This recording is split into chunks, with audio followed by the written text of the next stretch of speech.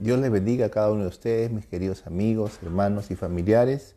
Estamos aquí una vez más compartiendo la palabra de Dios y vamos a estudiar ahora el capítulo número 2 del libro de Efesios. El segundo capítulo de Efesios, que es un libro muy importante para nosotros dentro de la doctrina cristiana.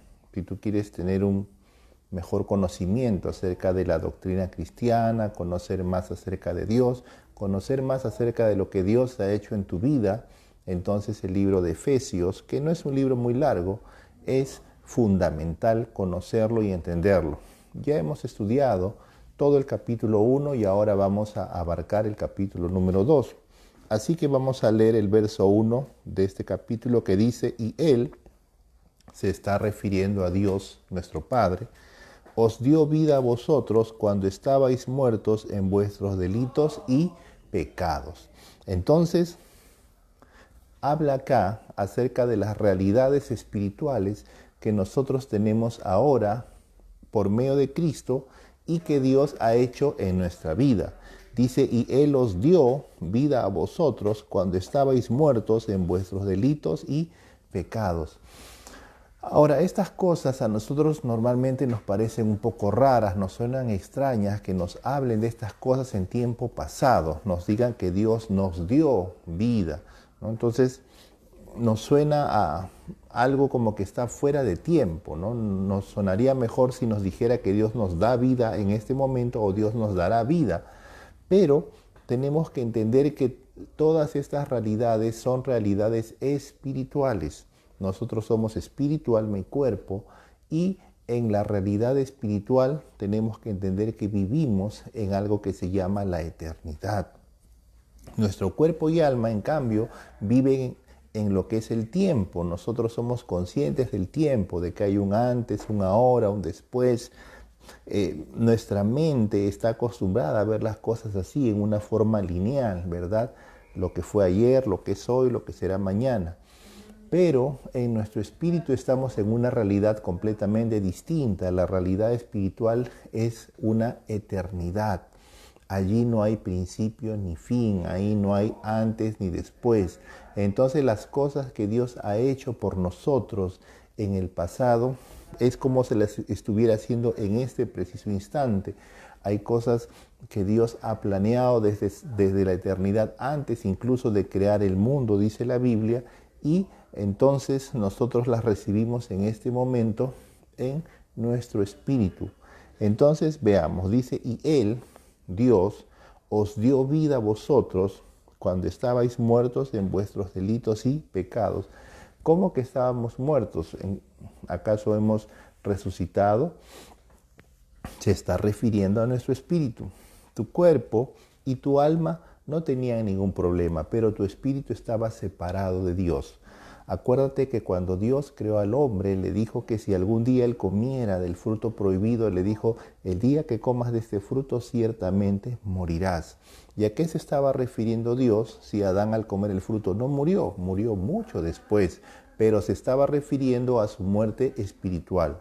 Ahora, muerte espiritual significa que el espíritu del ser humano se separa de Dios. Y al separarse de Dios, entonces nuestro espíritu queda completamente bajo el dominio del diablo, del pecado, de la muerte. Y eso es lo que está diciendo acá. Él os dio vida. Dios, al darte vida, significa que nuestro espíritu nace de nuevo.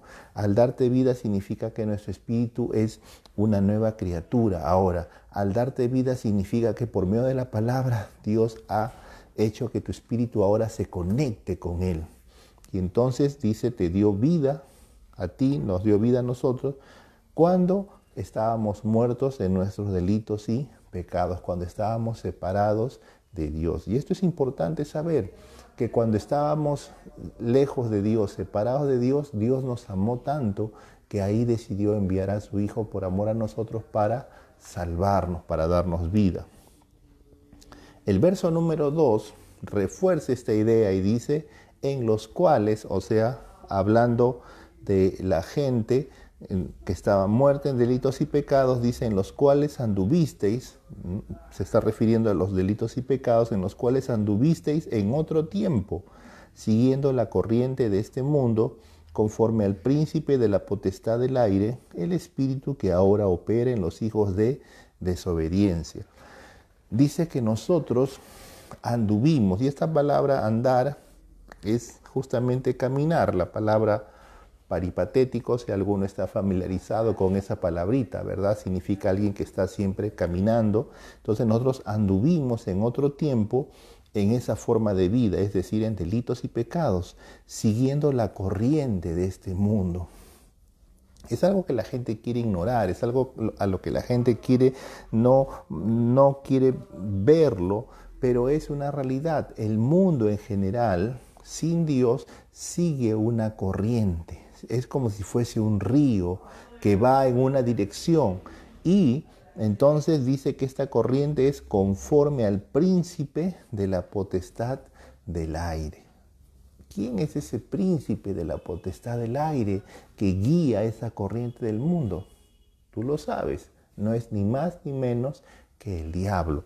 Aquí el apóstol Pablo en este capítulo 2 de Efesios está desenmascarando al diablo y mostrando que él es el que está detrás de toda la corriente que guía al mundo hacia su destrucción. El diablo, uno de sus mejores trucos es esconderse, es decir que él no existe, es hacerle creer a la gente que la gente por su propia voluntad está deseando hacer esto, ¿no? La gente muchas veces se vanagloria de decir, a mí nadie me dice lo que yo tengo que hacer.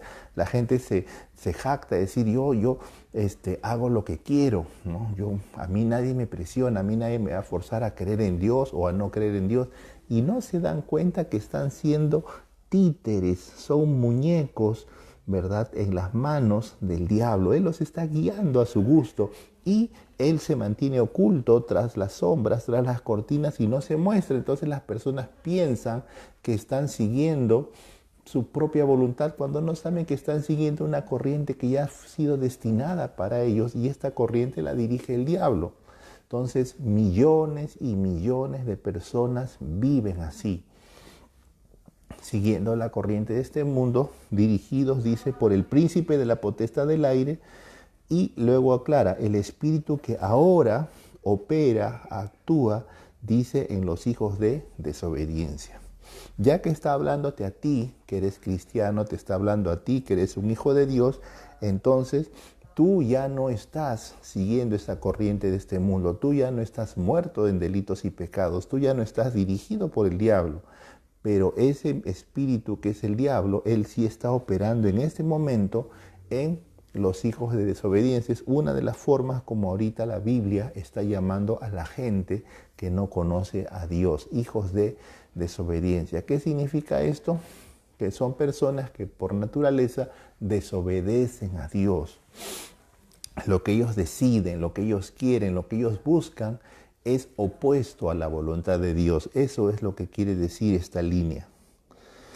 Luego en el verso 3 vuelve a hablar de nosotros y dice, entre los cuales, o sea, entre las personas que no conocen a Dios, también todos nosotros, se refiere a nosotros los cristianos también, vivimos en otro tiempo. O sea, ahora ya no vives así, ahora tú ya no sigues la corriente de este mundo. Antes sí, pero en este momento ya no. Dice, todos nosotros vivimos en otro tiempo, en los deseos de nuestra carne, haciendo la voluntad de la carne y de los pensamientos. Entonces, nosotros en otro tiempo vivimos igual que todas estas personas. Nuestro espíritu estaba separado de Dios, estábamos muertos espiritualmente para con Dios, estábamos viviendo en nuestros pecados, estábamos siguiendo la corriente de este mundo y el diablo dirigía nuestra vida como le daba la gana. Entonces, además, el diablo había introducido el pecado en nosotros y ese pecado en nosotros hacía que nuestros deseos sean deseos contrarios a la voluntad de Dios. Por eso dice que andábamos en otro tiempo en los deseos de nuestra carne, haciendo la voluntad de la carne. Entonces es lo que la mayoría de las personas en este tiempo mayormente buscan y piensan que está bien, que es normal, que así debe ser, ¿no? ¿Qué cosa busca la gente? Busca fama, busca fortuna, ¿verdad? Entonces buscan el placer, buscan el poder y no se dan cuenta que son simplemente deseos que el diablo pone en ellos y que les hace ver, todos buscan eso, todos quieren eso es lo que tú también debes buscar. Y se meten en una loca carrera de querer lograr más poder, más fama, más dinero, más placer. Y al final, cuando se llenan de todo eso, se dan cuenta que se sienten vacíos. ¿Por qué? Porque es una mentira que el diablo les ha vendido. Entonces, estábamos también nosotros viviendo en esa mentira, siguiendo, dice, los deseos de nuestra carne y de nuestros propios pensamientos. Obviamente son pensamientos que están lejos de la voluntad de Dios, pensamientos que no se alinean con la voluntad de Dios. Dice, y éramos por naturaleza hijos de ira, lo mismo que los demás. En el versículo anterior dice que las personas que no tienen a Dios son hijos de desobediencia. Y aquí, en este versículo, dice que son hijos de ira. Y dice que nosotros también éramos antes, por naturaleza, hijos de ira, lo mismo que los demás. Ahora, ¿qué significa hijos de ira? Significa personas que finalmente están destinadas a caer en la ira de Dios. Pastor, pero usted siempre dice que Dios es amor, usted dice que Dios ama a la gente, sí, pero, y Dios ha hecho todo el sacrificio de Cristo para salvar a las personas, pero toda aquella persona que finalmente muere en sus delitos y pecados, se va a encontrar con la ira de Dios, porque Dios ya demostró su ira al juzgar el pecado de la humanidad en Cristo. Dios ya demostró cuánto odia el pecado. Entonces, para el diablo y todos sus demonios, Dios ha creado un lugar llamado el lago de fuego, más conocido como el infierno, que es el lugar donde el diablo será echado por toda la eternidad. Pero ahí también van a ir todas aquellas personas que mueran sin el Salvador, todas aquellas personas que no hayan puesto su fe en Dios y que por lo tanto entonces no han recibido la vida de parte de Dios. Son personas que se han obstinado a vivir su vida de acuerdo a su propia voluntad y entonces van a quedar para siempre lejos de Dios. Entonces a esto se refiere con hijos de ira. Es decir, personas que están destinadas finalmente a quedarse en la ira de Dios. Entonces, ahora, ¿Dios desea que estas personas se pierdan? No. Dice la Biblia claramente que Dios no desea que ninguno se pierda, sino que todos vengan al arrepentimiento, es decir, cambien su forma de pensar y acepten el Evangelio, las buenas noticias de Dios y reciban a Cristo en su corazón. Pero como tú bien sabes, hay muchas personas que no lo van a hacer. Por más que se les hable, por más que se les comparta, por más que se les demuestre, no lo van a querer hacer. Y van a preferir vivir su vida a su propia manera y cuando mueran se encontrarán con que ya no habrá más oportunidad y se encontrarán perdidos para siempre. Ahora, el verso 4 comienza a subir la nota de este capítulo, comienza a poner las cosas en la perspectiva espiritual que nosotros conocemos de parte de Dios. Dice, pero Dios, que es rico en misericordia. Esta palabra rico es la palabra pleno, lleno, abundante. Dice Dios que es abundante en misericordia. Dios tiene gran misericordia. Nosotros los seres humanos tenemos una misericordia, digamos, ¿no? La damos por gotitas. Hay personas que tienen más misericordia que otras, pero ningún ser humano podrá igualar la misericordia de Dios. Cuánta misericordia y bondad Dios muestra para con el ser humano perdido, para con el ser humano pecador, para que se arrepienta y cambie su vida y reciba la vida eterna. Dice, pero Dios, que es rico en misericordia, por su gran amor con que nos amó. Esta palabra gran amor no se refiere solamente a grande, sino es una palabra de la cual deriva la palabra poli, que significa múltiple, múltiple, muy abundante, múltiple amor, con que nos amó. Entonces Dios es rico en misericordia y en amor. Dios tiene abundante misericordia y amor. Dice, con su gran amor con que nos amó, aún estando nosotros muertos en pecados, ya hemos hablado lo que significa eso, estábamos separados de Dios, dice, nos dio vida juntamente con Cristo, por gracia sois salvos. Entonces, aún cuando nosotros estábamos muertos en nuestros pecados, no, estábamos separados de Dios, no teníamos ni la más mínima esperanza de acercarnos a Dios, sin embargo, Él nos dio vida juntamente con Cristo. Cuando Cristo resucitó de los muertos, en ese momento tú y yo espiritualmente resucitamos con Él, hace 2000 años. ¿Cómo? Hace 2000 años resucité con Cristo, pues sí, en tu espíritu así pasó. Nuestro espíritu, ya hemos dicho, no es temporal, es atemporal, es eterno. Entonces, al momento que tú recibes a Cristo, tú te apropias de aquellas cosas que Cristo hizo por ti. Y Cristo hace 2000 años ya te salvó, hace 2000 años Él ya te dio vida. Mejor dicho, Dios Padre te dio vida juntamente con Cristo. Y luego dice aquí, por gracia sois salvos. ¿Qué cosa es la gracia de Dios? Es la buena voluntad de Dios, es el favor de Dios. Es lo que Dios voluntariamente se muestra favorable hacia nosotros, caerle en gracia a Dios. Entonces, hay personas con las cuales tú has decidido jamás enojarte. Hay personas con las cuales tú has decidido siempre mostrar gracia. Hay personas hacia las cuales tú muestras, por decir, favoritismo, ¿no? Aunque actualmente esa palabra favoritismo puede sonar mal, ¿no? Sobre todo cuando se habla de esto en política o en cosas así, pero tú eres un favorito de Dios. Tú eres alguien que le cae en gracia a Dios, alguien que está bajo la gran gracia de Dios, y por su gracia es que Dios te ha salvado. Entonces, el siguiente verso solo lo voy a mencionar porque de eso ya hablaremos la próxima oportunidad.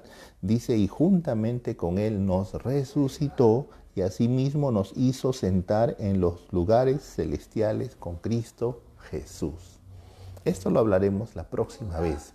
Así que vamos a orar y darle gracias a Dios por este tiempo que nos ha permitido poder estar estudiando su palabra y poder entender más acerca de lo que significa ser un hijo de Dios, la obra que Dios ha hecho por nosotros, qué éramos antes de recibir a Cristo y la realidad en la cual el mundo está viviendo actualmente.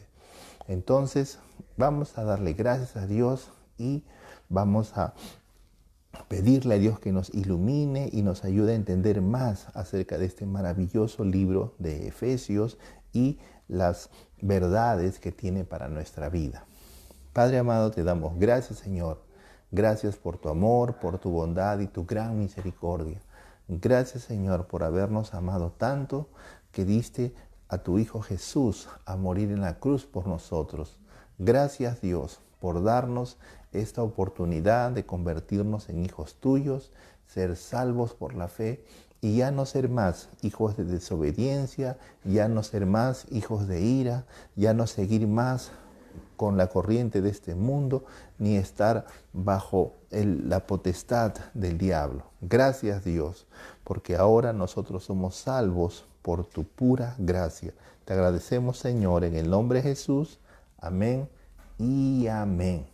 Y si alguno está viendo esta transmisión por primera vez y todavía Jesucristo no es el Señor de su vida, hoy es el momento para que no te quedes solamente siguiendo la corriente de este mundo, sino que seas verdaderamente libre y ahora te conviertas en un hijo de Dios. Dile a Jesús, Señor Jesús, en este momento te recibo en mi corazón como el Señor y Salvador de mi vida. Te pido que vengas a mí y me traigas la vida eterna. Te agradezco, Señor, porque a partir de ahora soy un hijo de Dios y nunca más voy a estar perdido. Gracias, Señor, porque ahora Dios es mi Padre y tengo vida eterna en ti. Amén y Amén. Que Dios les bendiga a cada uno de ustedes, mis queridos hermanos. Un gran beso para todos y un gran abrazo. Muchas bendiciones de parte de Dios.